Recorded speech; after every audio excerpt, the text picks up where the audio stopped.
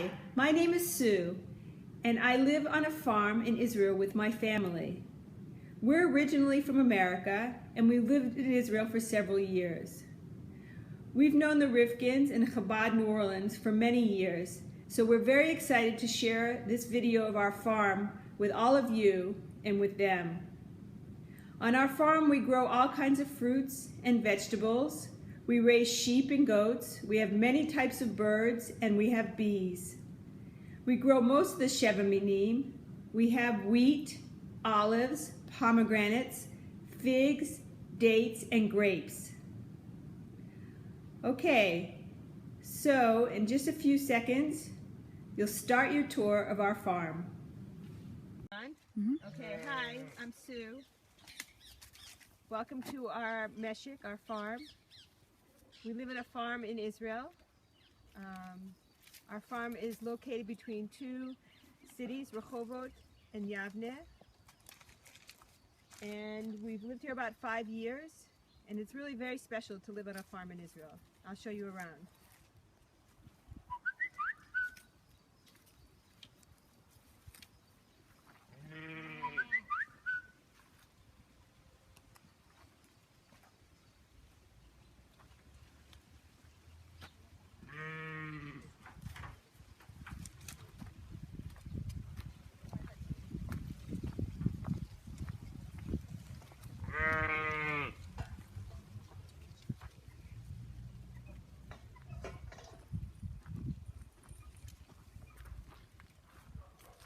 Well, while we're stopping here, I'll introduce our camera woman, Seema. Hi. And the other farmer here. It's Friday afternoon and there's a lot to do before Shabbat.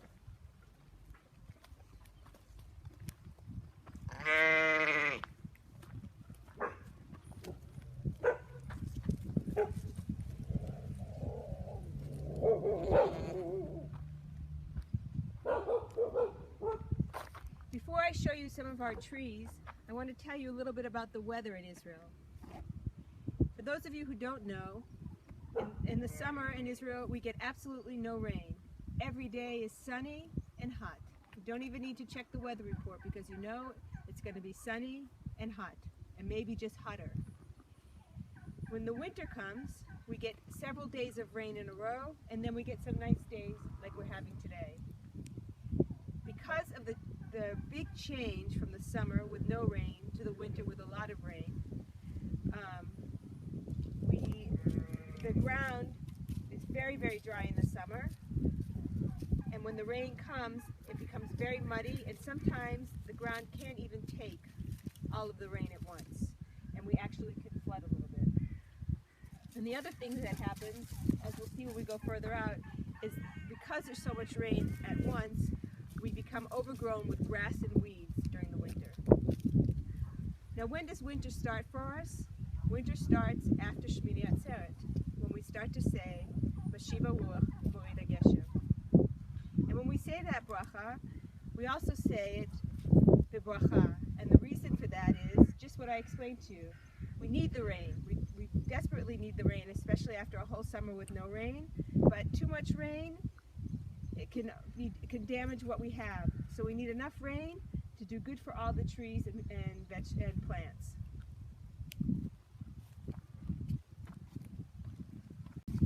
Now they actually were affected by exactly what I told you.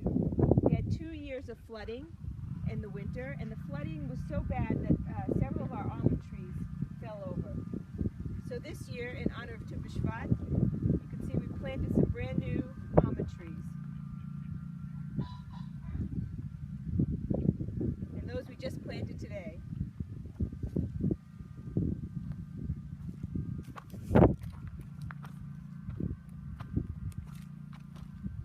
It's winter in Israel, as you know, and so I'm sure the same thing happens in New Orleans. In the winter, a lot of trees lose their leaves, and some trees lose their leaves and their flowers or whatever. These, believe it or not, are pomegranate trees. And when do we usually eat pomegranates? Rosh Hashanah. So one of the great things about living in Israel is the trees are ready according to the holidays. What do I mean by that? In a little while, before Pesach, these trees will start to get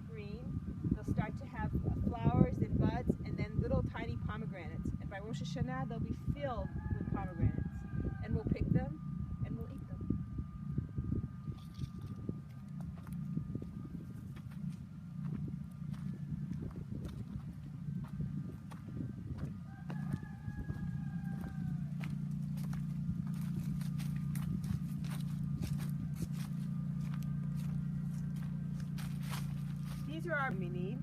So we have our own bees. We benefit from them because we get their honey, and they pollinate all our trees. And because we have so many different types of trees, we have a very special tasting honey. Over here are our olive trees. Olives grow great in Israel. You don't have to do very much, and you get lots and lots of olives. The olives are ripe, usually after Sukkot, and we pick them, we bring them to a big olive press, and we have them make us olive oil. And we're going to stop now for part 1, and I'll do another. Okay, we're standing by some of our banana plants, not trees, right? And what's the difference between a tree and a plant is that on a tree, for example, let's say an apple tree, every year that tree gives me apples. But a plant does not give me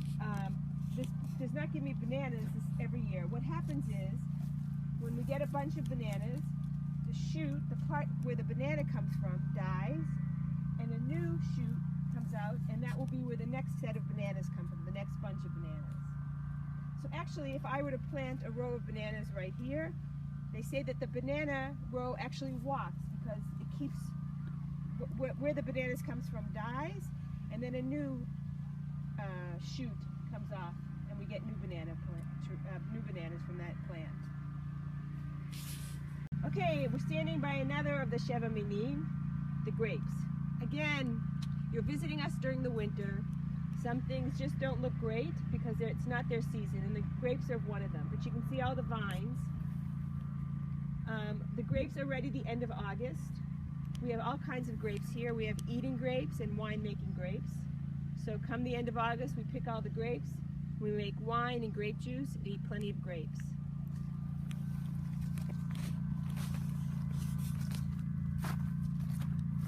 Over here is one of our sections of citrus fruit. These you probably all recognize, tangerines. We call them clementinas in Israel. The special thing about the clementinas this year is that they're kedusha. And what do I mean by that? Last year, we kept Shemitah in Israel. It's a special mitzvah. There's a lot of parts to it. There are a lot of things that we do to observe Shemitah, but it's a mitzvah that's only observed in Israel. So every 7th year, we observe Shemitah. And some of the things we do is we let the land rest in a way. We don't pull any weeds, we don't prune trees, and we don't plant seeds into the ground. And there are many other aspects of Shemitah. Now what happens is, Shemitah ended Rosh Hashanah this year, and now we're at past Shemitah, but fruit like the citrus fruit, these tangerines here, actually started to grow during Shemitah year. So they're very special. They're kedusha. So what that means for us is we pick them, but when we eat them, we don't throw anything into the trash. Everything, in our case, we give everything to the animals because we don't want to throw away anything that's kedusha. Okay, take a look at this. You want to show them, see the close-up? I give you all a chance to guess what this is. It's an etrog. Okay, we grow etrogim for Sukkot. Now, for Sukkot, we need 4 minim. We need the etrog, we need the arava or the willow, we need the adas or the myrtle, and we need the lulav. And we grow all 4 of those. So this is the first of the 4, the etrog.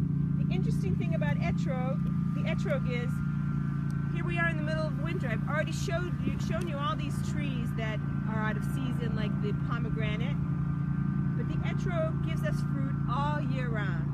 And the fact is, it's one of the trees that we don't really eat the etrog. It's not very tasty. It doesn't have very much to it. It's very pretty, but it doesn't have much taste. So, although we get fruit from it all year, we really can only use it for Sukkot. Now, on the etrog tree, you can see these big thorns.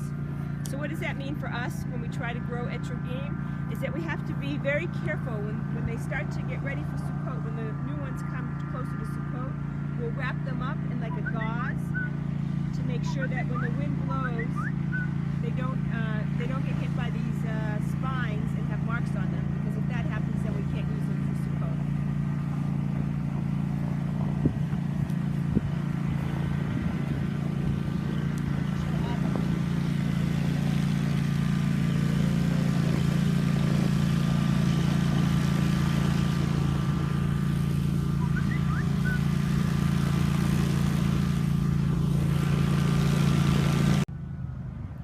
about a little bit about the bananas before, and you can see there's one of our banana plants giving us a banana.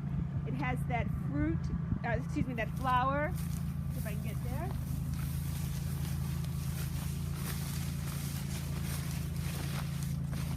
This flower down the bottom, and off there start to come the bananas.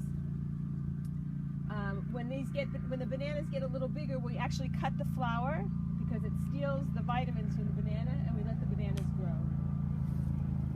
By the way, we have all kinds of bananas. We have big bananas, little bananas, and we even have blue bananas and red bananas. Next to the willow, the arava trees. One of the 4 mimim for Sukkot. Sukkot's far away. It's winter time. We still have to go through Pesach, and before we even start to think about Sukkot, obviously.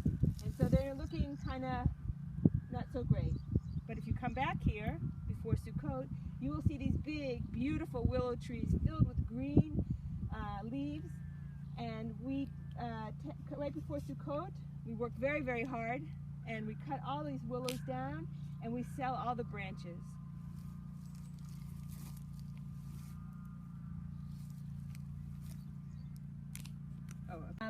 I wanted to also show you our eucalyptus trees. These were given to us when we first took this farm by the Jewish National Fund, who are responsible for planting trees all over Israel. And the reason they gave them to us, and to anyone else who is interested, is the eucalyptus are good for the bees. And bees are good for all of the trees. So it's important to provide them with trees that they will pollinate. They gave us 300 little saplings, 300 little trees about this big. We planted them down the 2 sides of our farm. And it was about 10 years ago when we did this. And you can see that we have some pretty amazing sized trees here. We actually don't even give them water anymore. In the summer they survive without water, and in the winter they get all the water that they need. So it's a very quick little walk through our farm. We'd love you to all come to Israel and see it for real. On Tu B'Shvat next week, it's a very exciting day in Israel. All the kids in Israel, or many of the kids in Israel, have the opportunity to go out and plant trees in different parts of Israel. And we eat a lot of fruit, just like I'm sure you will, and are excited about the holiday. So, since it's getting late, and I've got to go get ready for Shabbat, I want to say thank you for visiting with us, and Shabbat Shalom, and happy Tu B'Shvat.